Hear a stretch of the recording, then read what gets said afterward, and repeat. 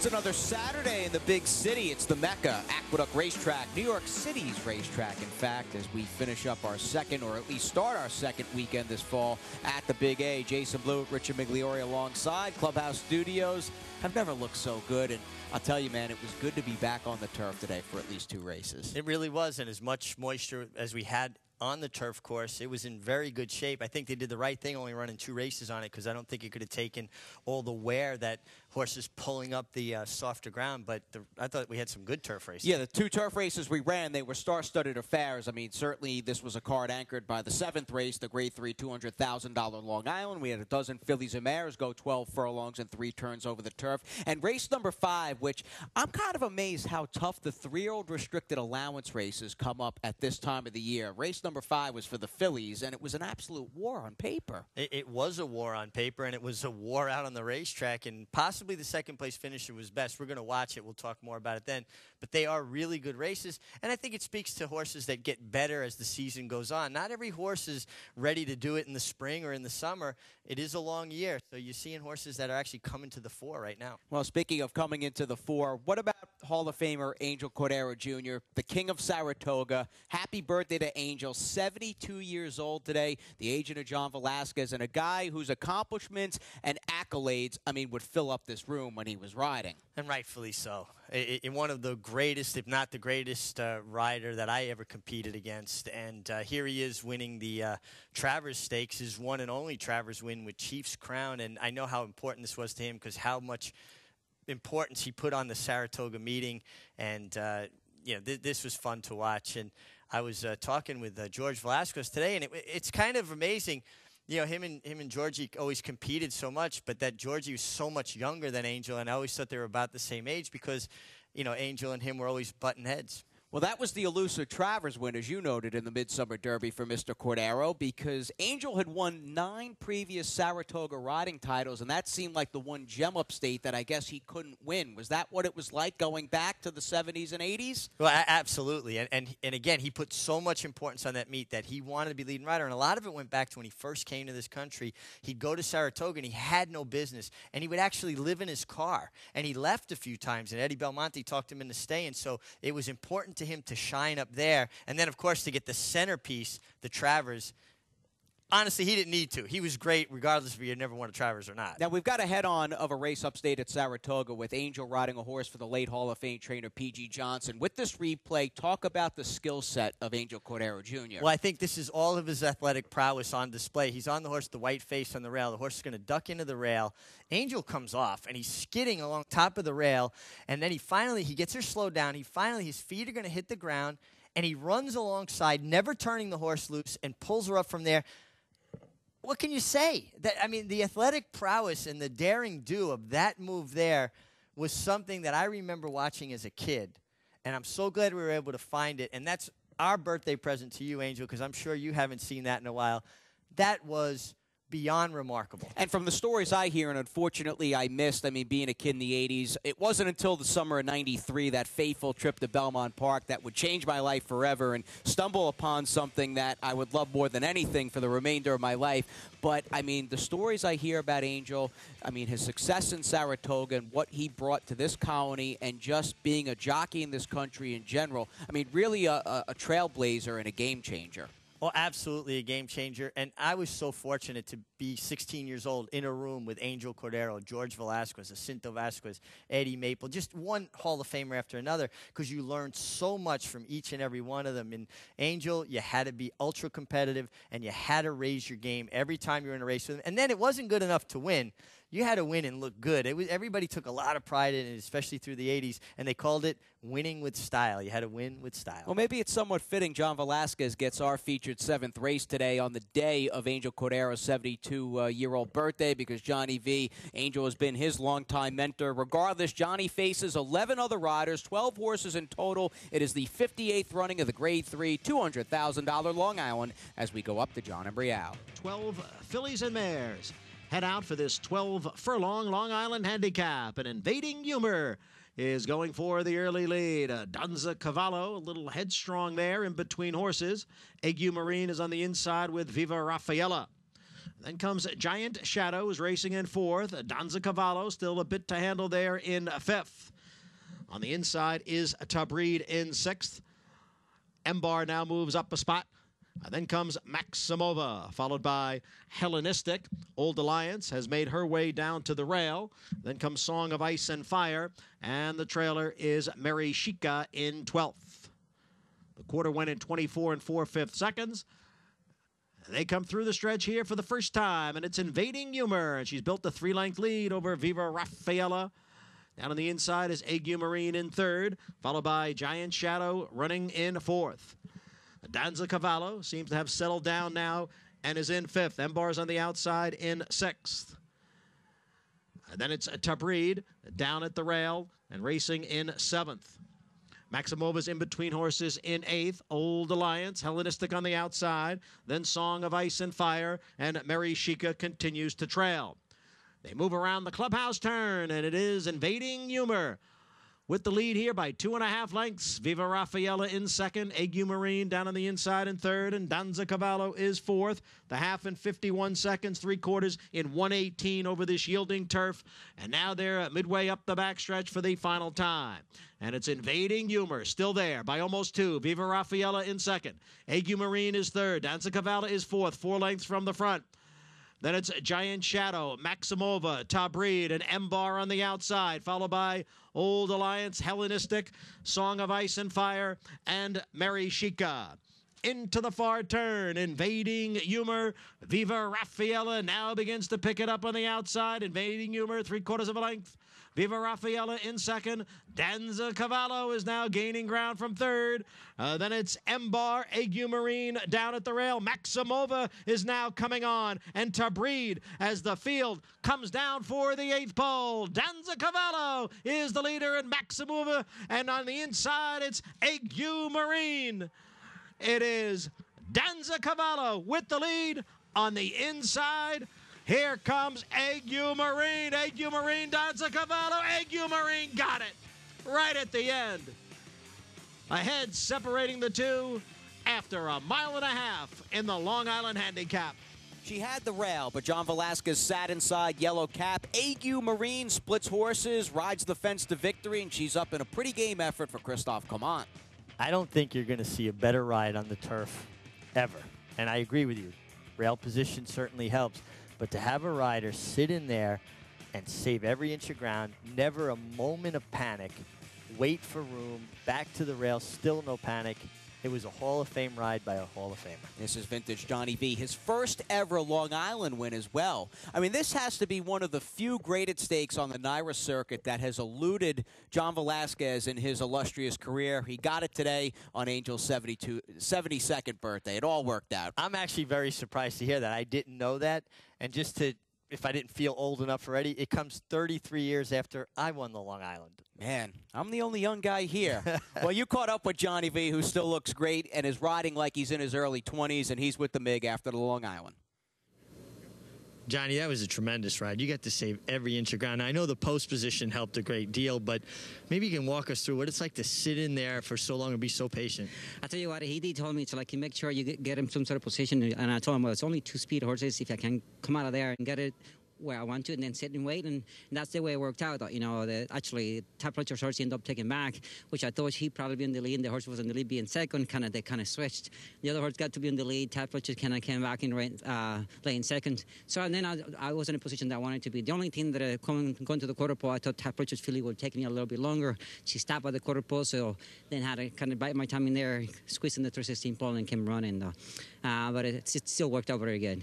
It didn't seem like any panic when that was going on, even though that other filly got first run. No, I did have plenty of horse. I just wanted to make sure that I get a room out of there. You know, once I cleared the horse inside and I pulled it out, she was running really good. I was like, I'm going to get him. Well, it was a great ride, and Christophe agreed. Now I'll give you an opportunity to wish happy birthday to your agent, Angel Cordero, who's 72 today. That's right. We wish Angel happy birthday, many, many years, and hopefully another 72 years more.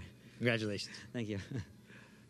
Johnny V always always thinking 2-3 steps ahead as he took you through the last 3/8 or so half mile of the Long Island, and certainly riding for a world-class horseman and trainer, Christophe Caman, who today won his 3rd Long Island. Yeah, a world-class horseman who's had just a tremendous breakout year. I mean, he's done consistently well for so many years, but this year was extra special, obviously adding the Belmont Stakes, the Jockey Club Gold Cup to an already stellar resume, and just a tremendous horseman. You know, somebody whose horses always look good, and he spots them properly, and he's had a tremendous year. And a rare Mike Dubb move, reaching out, purchasing a European turf horse. We talked about that move last night on the show at Danza Cavallo. Maybe she was a little overbet at 8-5, but she certainly ran well in her U.S. debut. Any thoughts going forward off the race today? No, she really did, and I mean, she had a loop as the winner wound up getting through with Johnny Velasquez, but a game effort by her, and I would expect to see good things from her going forward as well. All right, we see good things, as always, from John Abrial. We hear good things as we send it back. We've got the call of race number 5, our other turf race on the Saturday card.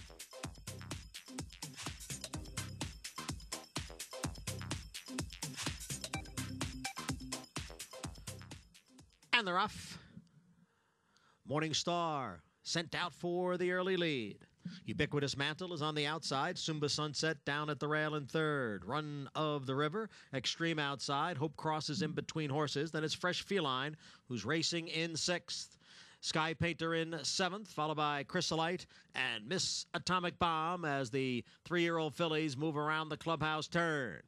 Morning Star has the lead by 1.5 lengths. Ubiquitous Mantle runs in 2nd. Hope Cross on the outside in 3rd. And Asumba Sunset on the inside is in 4th. The first quarter was run in 24 3/5 seconds. And now Morning Star is challenged here by Hope Cross. Morning Star, narrow lead. Hope Cross in 2nd. Ubiquitous Mantle now 3rd. Sumba Sunset in 4th. Run of the River is running in 5th. Then Fresh Feline in 6th. Sky Painter is 7th, still 7 lengths from the lead. Then it's Miss Atomic Bomb, and Chrysolite is the trailer. The half in 49 3 over the yielding turf as they move around the far turn. Morning Star, Hope Cross, the two of them are now stride for the lead. Hope Cross on the outside and Morning Star down at the rail. And then it's Sumba Sunset. On the extreme outside is Sky Painter, Ubiquitous, a Mantle, Fresh Feline looking for a way through. Miss Atomic Bomb is coming on the extreme outside. They're past the 8th pole now. And here comes Miss Atomic Bomb, who just explodes in the stretch. Miss Atomic Bomb pulls off the upset. Came from way out of it to win it. Close for 2nd between Fresh Feline and Sumba Sunset. Wasn't that long ago, I think, of Walter Swinburne Sr. Silks in the winner's circle with trainer Niles Seville and Legendary at Belmont and the Knickerbocker. They get the money with the 4. Miss Atomic Bomb. Runner-up Fresh Feline did not have a clean trip in the final 8th. No, she didn't. And you listen, you can never blame a rider for trying to save ground and do the right thing. And I think that clearly illustrates the difference between a bad ride and unlucky ride. He rode her well. He was just unlucky. Things didn't open up. He was testing different spots, looking for that seam. She's a filly that obviously runs well inside. You sort of squeeze through at Saratoga. Just unlucky today, and the winner was very good. Let's give her due, Miss Atomic Bomb. She exploded on the outside and certainly finished. And they're picking the right horses to bring here, obviously, Walter Swinburne, and good job by Niles Seville. Young guy. Born in North England, Niles Seville, native of England, certainly has done an excellent job with the British-bred Legendary. And Niles got a horse entered tomorrow here on the turf in North Star Boy. Also has one Monday in the 9th race. So maybe a trainer who's still, I mean, he's still winning with prices. This is the time to catch guys like him. Well, eventually people are going to have to catch on because he does a good job. His horses look great. And another guy that's spotting them properly. And I like when you see a filly come from, or any horse come from Europe and win at first asking. I think it says a lot for their mental constitution as well as their physical prowess. And Sky Painter had no real run at around even money. A very disappointing Aqueduct debut for her as we return to the Big A after a little breather on this Saturday edition of Aqueduct Insider. Stay tuned. We've got a lot more coming your way.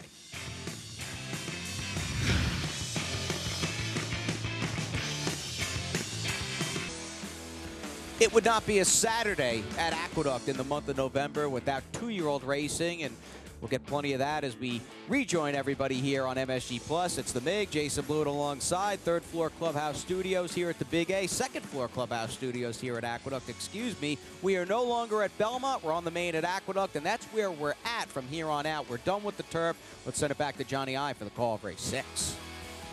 Number 6, Majestic Jessica, had to steady shortly after the start, and she trails the field. From the outside, it's She's Gifted going for the lead. Dream On, Fenwick Hall, Kathy Schumer in between horses. Then it's Golden Gem who's racing in 5th, and Party Time Chill is 6th. The break of 2 to Who Dat Cat in 7th. Then 6 lengths back to Majestic Jessica, followed by Movie Starlet. Another 5 to hashtag Sid. Juliet's Key is the trailer in 11th. The opening quarter, 22 and 2/5 seconds. She's Gifted leads here by a half length. Fenwick Hall on the outside runs in 2nd. And down at the rail is Dream On in 3rd. Golden Gem now picking it up and getting closer in 4th. Kathy Schumer steadying there in between horses. Then it's Who Dat Cat who will come widest of all into the stretch. Party Time Chill is down towards the rail. They pass the 3/16 pole.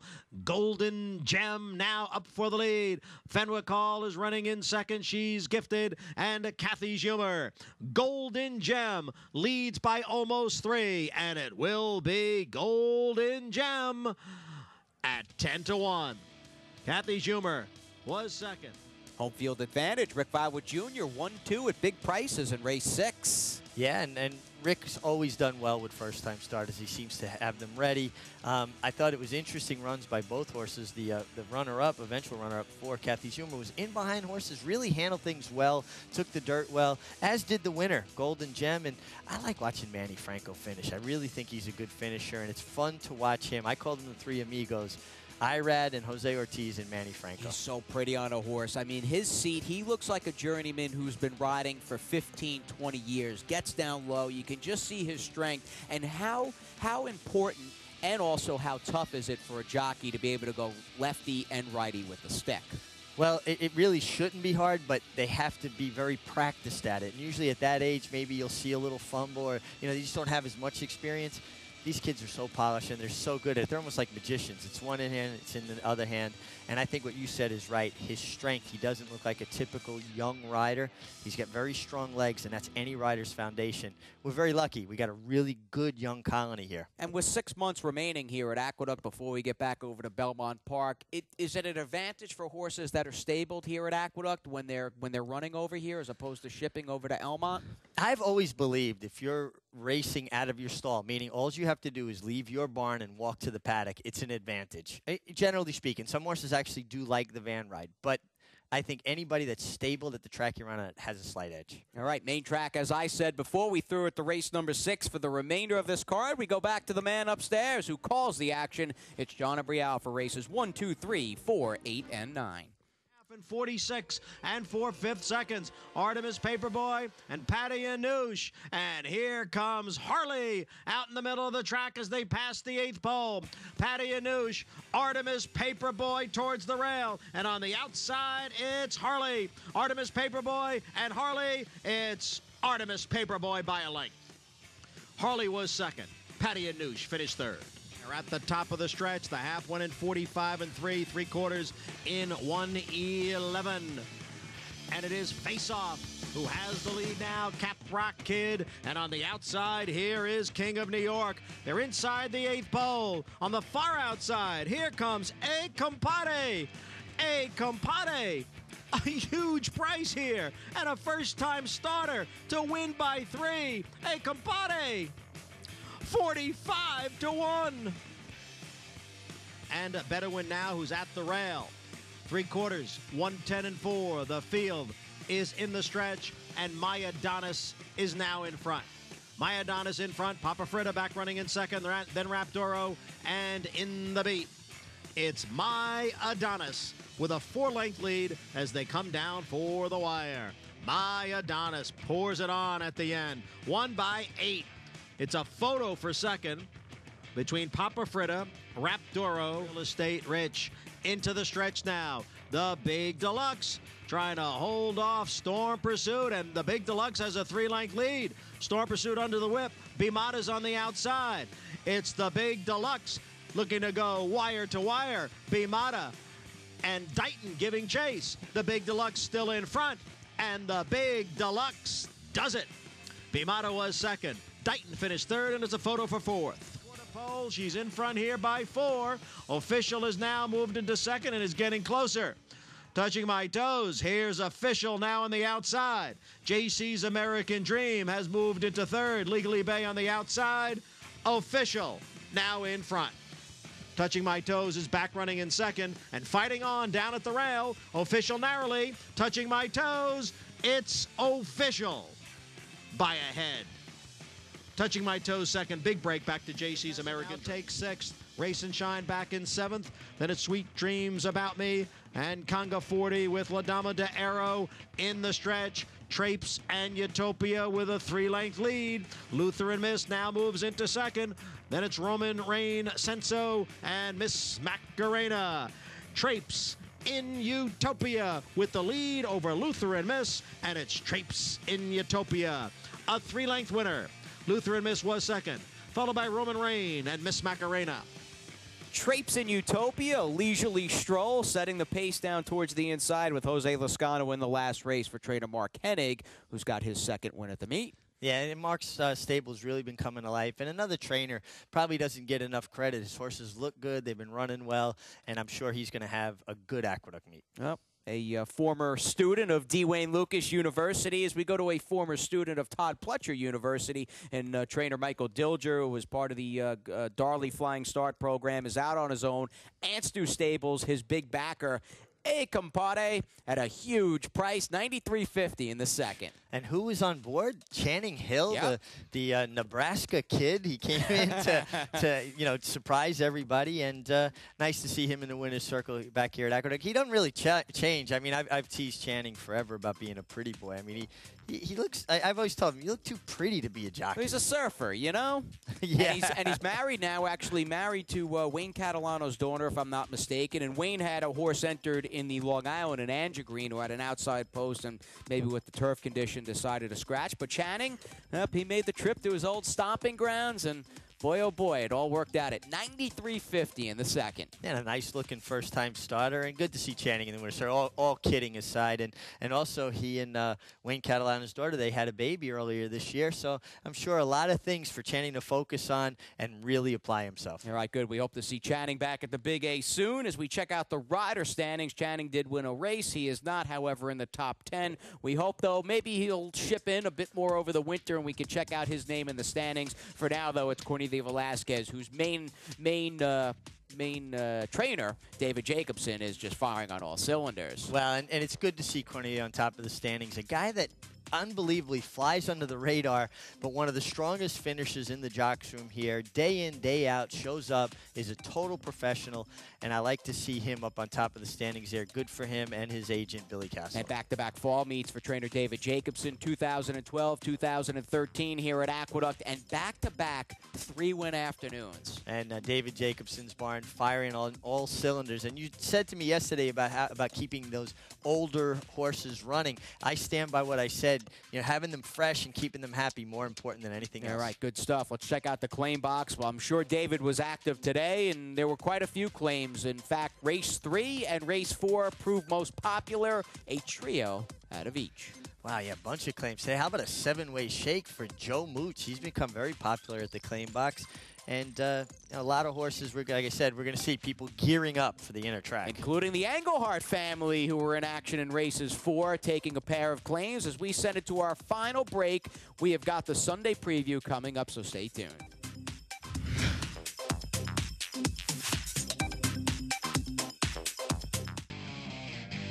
Back at the Big A, things settling down outside right now. The sun making its descent in the western sky. They are off and running at Del Mar, finishing up at Churchill Downs, and we're starting with the Sunday preview. Race 2, Trendsetter, is where we're going first. A good effort, beating the neck last time out. Yeah, terrific effort. She had the one run in Saratoga. And I wonder, though, at Belmont, the turns are so different. I thought this horse had a hard time negotiating the turns at Saratoga. This is a 7/8 of a mile turf course. She had a much easier time at Belmont, And I just wonder at a short price, if she's not a horse, maybe you want to take another look at around these 2 turns. Number 1, Seeking from the gate. Keep your eye. She will get shuffled back. A tough beginning in her debut back on October 19th. Yeah, very tough beginning for her, but she really put it together late, finished well, and I'd have to think the inside post is good for her. Even if she doesn't break great, at least she's not between 2 horses where she's going to get squeezed back, and the inside post is always an advantage on this turf course, as we saw in the Long Island Handicap today. And for a near 40-1 Bill Montfurster, considering the start, she ran pretty well in her debut because she was far back, shuffled out of any decent position after breaking alertly, and actually rallies to finish 3rd in a good debut. Do you normally see Bill Mott's second-time starters improving? Yeah, I think absolutely she will improve. And the way she finished, you'd have to think she's going to run well. And there's going to be give to the ground again, which benefits a horse coming from off the pace. Junior Alvarado rode perfectly in today's Long Island for Bill Mott. Did a great job from post number 12, finishing 4th. We'll have the call. And then we check out Lismore, who's going out for George Weaver off a 2nd. And a real good debut, going 7 furlongs. And I like when a horse has that progression. They don't start at a mile and a 16th. They kind of build to it. Well, she's got that 1/7/8 run with a really good finish under the leading rider, Cornelio Velasquez, who stays here. Tough post, though. Post 10 on the inner. Something you got to look at.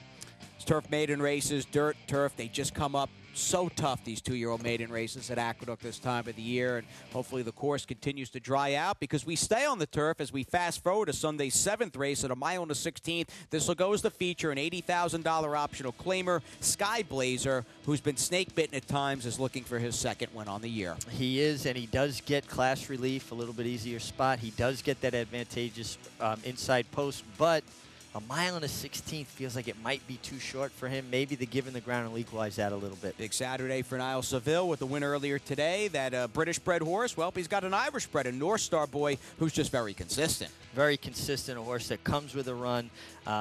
Again, I go back to he's got an outside post position. Now, we have a horse in here that was the morning line favorite, War Correspondent, speaking with his trainer, Christophe Clement. He's scratching out of this race tomorrow. He's actually running in a race in Canada tomorrow. So no War Correspondent, so you can, if you're doing your handicapping, you could put a line through him. Well, that opens up the race a bit more, and best of luck to War Correspondent north of the border at Woodbine as we have our style substance. It's Maggie with who to look for tomorrow afternoon. The sun has been shining for this Saturday, and hopefully that means we'll have turf racing on the Sunday card. So for today's Paddock Insider, we'll check in with race number 2. It is a maiden special weight for the 2-year-old fillies, going the 1 mile and 1/16 distance. Going to try again with a repeat offender. At least this time she should be able to get on the turf, and that is number 4 in here, Accord, for Leah Geramati. Well, she's been intended to run it on it for 2 times now, and it's been rained off, so she's getting on the surface where she should utterly prefer. She has a flatter foot, which means turf to me. She has the pedigree to lend itself well to this surface as well. She's a lemon drop kid out of a Medaglia d'Oro mare.